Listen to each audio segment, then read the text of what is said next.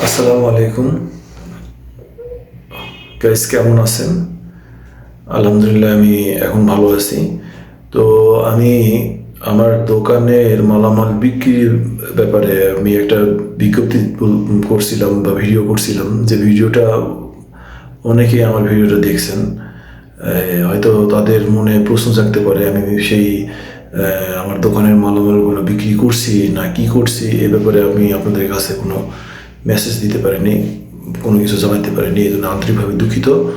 তো আমি আপনাদের কাছে এই মেসেজটা দেওয়ার জন্যই ভিডিওটা করছি। এবং এই দীর্ঘ প্রায় 3 বছর যাবৎ আমি কি করলাম, ওই মালামালগুলো বিক্রি করলাম না কি করলাম, এই ব্যাপারে যদি কারো জানার আগ্রহ থাকে, মানে আমি এই যে মানে আমার ব্যবসা প্রতিষ্ঠানটাকে রানিং করার পরবর্তী লাইফগুলো, পরবর্তী সমস্যাগুলো, কি কি সমস্যার সম্মুখীন হয়েছি, কি কি সমস্যা ফেস করছি, এবং কি কি ঝামেলার মধ্যে পড়ছি, এই জিনিসগুলো আমি সবাইকে জানাচ্ছি। এবং তারা যারা গার্মেন্টসের আইটেম নিয়ে ব্যবসা করতে চায়, যারা গার্মেন্টসের আইটেম ছোট পরিসরে হোক, মিডিয়াম পরিসরে হোক, আর বড় পরিসরেই হোক না কেন, আমার এই ভিডিওটা তারা যদি কন্টিনিউসলি আমার স্টেপ বাই স্টেপ যতগুলো ভিডিও আছে তারা যদি সব কিছু দেখে থাকে বা দেখে, তাহলে তাদের অনেক বড় একটা ধারণা হবে। কারণ আমি বাস্তব অভিজ্ঞতা থেকেই আমি আপনাদের কাছে ভিডিও করতেছি। তো আপনাদেরকে মেসেজ দিচ্ছি আর কি। তো বিষয়টা হচ্ছে যে আমি লাস্ট যে ভিডিওটা ছিল সেই ভিডিওটা আমি আপনাদেরকে জানাইছি যে আমি আমার দোকানের সকল মালামাল বিক্রি করব এবং খুব কম দামে বিক্রি করব, এটা আমি আপনাদেরকে জানাইছি। তো এবং মালের কোয়ালিটি, কোয়ান্টিটি, এই ব্যাপারগুলো ধারণা দিছি। অনেকে আমার কাছে মেসেজ করছেন, আবার ফোন করছেন, তাদেরকে জানাইছি। এবং ভিডিওতেও অনেকের ধারণা কিছুটা পাইছে যে আমি আমার কাছে কি পরিমাণ কালেকশন ছিল, কি কোয়ালিটি কালেকশন ছিল, ক্লোথ আইটেম, গার্মেন্টস আইটেমগুলো, kids item, men's item, ladies বাদে ছিল, এবং কেমন কোয়ালিটি ছিল, সব বিষয়ে আমি বিস্তারিত ধারণা দেওয়ার চেষ্টা করছি। অনেকে জানছেন, এবং যারা বুঝতে পারেনি তারাও আমার সাথে যোগাযোগ করছেন। তো বাংলাদেশের বিভিন্ন প্রান্ত থেকে আমার সাথে যোগাযোগ করার জন্য অসংখ্য ধন্যবাদ তাদেরকে। আমি এই প্রোডাক্টগুলো খুব সমস্যার মধ্যে পড়ছিলাম, কারণ আমার বেচা কিনা হচ্ছিল না। আর দোকান বড় একটা দোকান নেওয়া ছিল, যদিও দোকান ডেকোরেশন করতে পারিনি, বেচা কিনা হবে কেমন করে। দোকান ডেকোরেশন আসলে মানুষ চাকচিক্য পছন্দ করে, আর আমি হ্যাঙ্গারিং করে বিক্রি করছি। আসলে আমি বোকামো করছি, হ্যাঙ্গারিং করে বিক্রি করা যায় না। আমার রুচি সবার কাছে প্রকাশ পাইছে যে আমি ওই কোয়ালিটির রুচি সম্পন্ন মানুষ, যেটা বাড়ির মতন বাড়ি সিস্টেম করে জুড়ে রাখছি, এটা তো ঠিক হয়নি। ফলে আমার যতই কোয়ালিটিফুল যে প্রোডাক্ট থাকে না কেন, মানুষের কাছে যদি এই একটা কথা আছে না, আগে দর্শনধারী তারপরে গুণ বিচারি, আগে দেখতেই আমি দেখাতেই আমি এই মানুষের কাছে পৌঁছাতে দেখানোর জন্যই সিস্টেমটা আমি ভালোভাবে করিনি, ফলে মানুষের চোখে পড়েনি। আমি প্রোডাক্ট হিউজ পরিমাণে ছিল, ফলে কাস্টমার বুঝতে পারেনি যে আমি কী রকম প্রোডাক্ট আমি সেল করতেছি, কোয়ালিটিফুল নাকি কোয়ালিটিফুল ছাড়া। ফলে আমার প্রোডাক্টগুলো বিক্রি হয়নি। দিনের পর দিন স্টক ওল্ড হয়ে গেছে, কিছু কিছু ফ্যাশন ওল্ড হয়ে গেছে, কিছু কিছু জিনিস আছে যেগুলো জিনিসগুলো আপডেট না হলে বেচা কিনা হয় না। তো আমার জিনিসগুলো আপডেট আমি করতে পারিনি, এগুলো কারণে কাস্টমার আসেননি, প্লাস যে আমার ডেকোরেশন হয়নি, প্লাস যে আমার এই কোয়ান্টিটি বেশি হয়ে গেছে, হুট করে কোয়ান্টিটি নিয়ে নিয়েছি ওল্ড ভার্সন, সেটা ওল্ড ভার্সনে রয়ে গেছে। ফলে আমার প্রোডাক্টগুলো বিক্রি হয়নি। অনেক সাইজ আছে, কিছু সাইজ বিক্রি হয়, কিছু সাইজ রয়ে যায়, কিছু সাইজ স্পট পড়ে। ফলে বিভিন্ন রকমের সমস্যার কারণে রাস্তা সাইডে দোকান হয়েছে ঠিকই, কিন্তু আমি কোয়ালিটি মেনটেন করতে পারিনি। ফলে আমার এই প্রোডাক্টগুলো অনেক এই স্পট হয়, কিছু কিছু প্রোডাক্ট স্পট হয়, আমার কিছু কিছু প্রোডাক্ট রিজেক্ট হয়ে যায়, আমাকে ফেলে দিতে হয়েছে দু একটা প্রোডাক্ট, এবং স্পট হয়েছে যেগুলো ওয়াশ করেও বিক্রি করা পসিবল না, বা আমি ওয়াশ করিও নি কোনো দিন। তো বিষয়টা হচ্ছে যে এই ধরনের সমস্যা, বিভিন্ন ধরনের সমস্যা আছে। যেরকম মনে করেন যে কাস্টমার আমার দোকানে এসে আমি প্রোডাক্ট পছন্দ করে সেটা আবার যে দাম, আমি যে দাম দিয়ে কিনছি তার থেকে যে 50 টাকা বেশি দিবে, 10 টাকা 20 টাকা বেশি দিবে, সেই দামটাই বলতেছিল না। ফলে আমি এই প্রোডাক্টগুলো বিক্রি করতে পারতেছিলাম না। আমি এই জন্য তড়িঘড়ি করে আমার এই প্রোডাক্টগুলো বিক্রি করার জন্য আমি অ্যাড দিছি, ভিডিও করছি এবং বিভিন্ন আমাদের এলাকায় বিভিন্ন জনকে বলছি। ফলে হচ্ছে অনেকে জানছে, অনেকে যোগাযোগ করছে।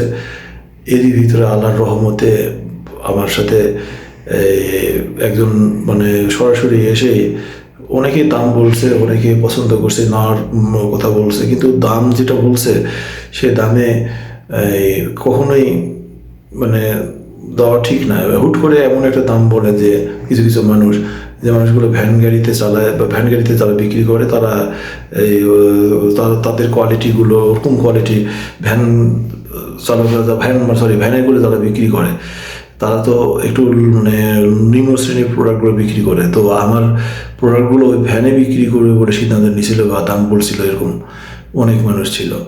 তো এটা আমার কাছে খুব মানে ভ্যানে বলেন, তারপরে হচ্ছে ওই যে এই বিভিন্ন জায়গায় যে কোর্টগুলো আছে, জজ কোর্ট এবং লোকালয় যেখানে বেশি, যেখানে গ্যাদারিং বেশি, যেখানে হাট বাজার বেশি, হাটের মধ্যে, কোর্টের মধ্যে মানে জজ কোর্টের মধ্যে এগুলো বিক্রি করবে, এই ধরনের মানুষজন আমার সাথে যোগাযোগ করছে বেশি।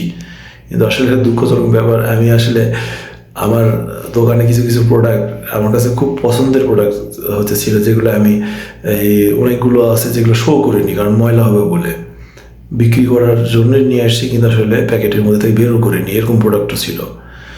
তো খুব কষ্ট পাইছিলাম, অনেকের অনেক ধরনের হচ্ছে মন্তব্য, অনেক ধরনের সাজেশন, অনেক ধরনের দাম, যেটার কারণে আমি খুবই মানে বিব্রত বোধ করছি।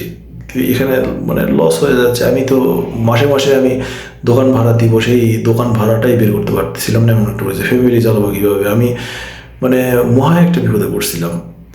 তো আল্লাহর রহমতে অনেকের দামাদামির ভিতরে আমার নিজের এলাকার একটা হচ্ছে একজন আমার হচ্ছে আমার গার্মেন্টসের আইটেমগুলো সে মোটামুটি সবার ঊর্ধ্বে দাম, সর্বোচ্চ দাম বলার কারণে তার কাছে দেওয়ার জন্য সিদ্ধান্ত নিয়েছি। কিন্তু সেও আমার কাছে মালটা নিচ্ছে করে আমাকে বেশ কয়েকবার একটু মানে টেনশনেই ফেলছিল আর কি। সে যেদিন আসার কথা ছিল সেদিন আসেনি, যখন আসার কথা ছিল তখন আসেনি।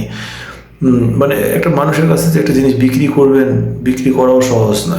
আপনি কিনতে গেলে সহজ, কিন্তু আপনি কিছু বিক্রি করতে যাবেন, বিক্রি করা সহজ না। তাকে আপনি নিয়ে আসবেন, ঠিক সময় দেখাবেন, ঠিক সময় সে পছন্দ করবে কিনা, তার দামে ঠিক হবে কিনা, মুশকিলে পড়ে গেছিলাম।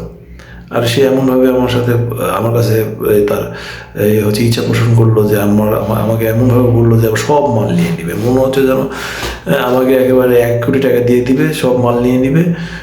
এমন একটা তার মানে অ্যাটিচিউড, এমন একটা কথাবার্তা, এমন একটা ধারণা আমাকে দিচ্ছিল, তাতে ওর সাথে কথা বলে আমার ভালোই লাগতেছিল এবং মনের ভিতরে একটা সাহস এসেছিল, শান্তি আসছিল যে আসলে আমি মালগুলো বিক্রি করতে পারবো। তো শেষ পর্যন্ত আমি মালগুলো বিক্রি করছি, ওই ব্যক্তির কাছেই বিক্রি করছি, কিন্তু আসলে দামটা অনেক কম দিয়ে বিক্রি করছি। প্রত্যেকটা প্রোডাক্টই আমি পাই টু পাই, আমি তার কাছে কিডস বলেন, মেন্স বলেন, যে প্রোডাক্টগুলো আমার কাছে ছিল সব করে বিক্রি করছি। সে পাই টু পাই হিসাব করে দেখে শুনে কোনটার কত দাম হওয়া উচিত সে বিচার বিবেচনা করে আমাকে কম দিয়ে আমার কাছ থেকে প্রোডাক্টগুলো নিয়ে গেছে। তাতে আমি কিছু টাকা পাইলেও সে বেশি উপকৃত হয়েছে। কারণ সাপোজ ধরলাম একটা শার্টের দাম 400 টাকা কিনা, আমার কিনা শার্ট হচ্ছে 400 টাকা, সেই 400 টাকা দামের শার্ট আমি তার কাছে বিক্রি করছি 180 টাকা, 200 টাকা এরকম, বুঝছেন? 180 টাকা, 200 টাকা এরকম আছে, 150 টাকাতেও বিক্রি করছি, 130 টাকাতেও বিক্রি করছি, এরকম শার্ট আছে। আর বাচ্চা কাচ্চাদের তো যেগুলো আছে সেগুলো দাম একটু কম। এগুলো হিসাব নিকাশ করে দেখা গেছে মোটামুটি এক চান্সে অনেকগুলো টাকাই সে আমাকে দিছে। আমি বাকিতে, সে চেষ্টা করছিল বাকিতে নেওয়ার জন্য, কিন্তু আমি তাকে বাকিতে দিইনি, কারণ আমি জানি যে বাকি মানে ফাঁকি, আমি ফাঁকিতে পড়তে চাই না। ফলে আমি একটু কষ্ট করে হইলেও তাকে আমি দিতে বলছি পুরো টাকাই, সে আমাকে পুরো টাকাই দিছে। আল্লাহর রহমতে আমি ওই ব্যবসা থেকে আমি পরিত্রাণ পাইছি, যে ব্যবসাটা আমি চালাতে পারতেছিলাম না, বা আমার কোয়ালিটিফুল দোকান না থাকার কারণে, ডেকোরেশন না করার কারণে, কোয়ালিটিফুল প্রোডাক্ট না থাকার কারণে আমি লস করে সেই প্রোডাক্টগুলো সবগুলোই বিক্রি করতে পারছি। এই জন্য আমি অসংখ্য ধন্যবাদ জানাই সেই ব্যক্তিকে যে আমার প্রোডাক্টগুলো নিছেন, এবং আল্লাহর কাছে অশেষ শুকরিয়া জানাই আল্লাহ আমার এই বিপদ থেকে অন্তত উদ্ধার করে দিয়েছেন। কারণ আমি বিপদে পড়েছিলাম, আমি আমার প্রোডাক্টগুলো ধীরে ধীরে বিক্রি হচ্ছিল না, কিন্তু স্পট হচ্ছিল না, পারতেছি শো করে রাখতে, শো আপ করতে পারে ডেকোরেশন ঝুলাই তাদেরকে দেখানোর জন্য, কাস্টমারকে দেখানোর জন্য দেখাতে না পারতেছি প্যাকেটের মধ্যে থুতে, এমন একটা পরিস্থিতির মধ্যে পড়ছিলাম। তো ফলে শেষ পর্যন্ত আমি বিক্রি করতে পারছি। এই যে আমি যখন অ্যাড দিছি, ভিডিও করছি, এবং বাইরে আমি আমার এলাকায়, জেলায় বিভিন্ন জায়গার লোকজনের সাথে কথাবার্তা বলছি, মোটামুটি আমার 1.5 মাস 2 মাসের ভিতরেই সমস্ত পোশাক বিক্রি হয়ে গেছে, এই শার্ট, প্যান্ট, গেঞ্জি সব আইটেমই বিক্রি হয়ে গেছে আলহামদুলিল্লাহ। তো এই ছিল আমার দোকানের ব্যাপারে, আমার দোকানের মালামাল বিক্রির ব্যাপারে আপনাদের কাছে সঠিক তথ্য দেওয়ার ভিডিও। তো আপনারা তো এই বুঝতে পারলেন যে আমি আমার এই গার্মেন্টস আইটেমটা বিক্রি করলাম কীভাবে। তো আরেকটা কথা বলি, এটা তো গেল গার্মেন্টস আইটেমগুলো একেবারে এই শার্টগুলো বিক্রি করছি, তারা জানতে পারছেন। এর পরবর্তীতে আমি আরেকটা ব্যবসাও ওখানে করছি। আপনারা তো জানেন আমি সিজনাল ব্যবসা করি, বেল্টের মাল বিক্রি করি, শীতের সময় জ্যাকেট বিক্রি করি, হুডি বিক্রি করি, সোয়েটার বিক্রি করি, লেডিসের কার্ডিগান বিক্রি করি। তো এই জিনিসগুলো যে বিক্রি করি, এর পাশাপাশি আমি শীতের সিজন বাদ দিয়ে যখন গরমের সিজন থাকে, তখন আমি এই 3 বছর আমি কী করছি সেই ব্যাপারে আমি আপনাদেরকে একটা ভিডিও দিব, আপনারা জানতে পারবেন। সেখানেও আমার একটা এক্সপিরিয়েন্স হয়েছে, বা আপনাদের একটা এক্সপিরিয়েন্স হবে। যদি আমার এই ভিডিওটা দেখেন তাহলে আপনাদের কিছু ধারণা হবে। এরপরে আবার আরেকটা বিষয় আছে, সেই বিষয়টা যে আমি ওই শীতের প্রোডাক্ট শীতের সিজনে যে বিক্রি করতাম, বা আমি এই গার্মেন্টস আইটেমটা বিক্রি করা বন্ধ করার পরে আমি গরমের সিজনে কী বিক্রি করতেছিলাম, তারপরে কি ঘটলো, অনেক বড় একটা দুর্ঘটনা আমার লাইফে ঘটে গেছে, যে জিনিসটা আপনাদেরকে জানানো খুব দরকার। তো আমার স্টেপ বাই স্টেপ ভিডিওগুলো যদি আপনারা দেখতে চান, চ্যানেলটা সাবস্ক্রাইব করবেন, এবং আমার ভিডিওতে যদি কারো কোনো উপকার হয়ে থাকে তাহলে অবশ্যই লাইক করবেন, কমেন্ট করবেন, সাজেশন করবেন, আমার জন্য দোয়া করবেন।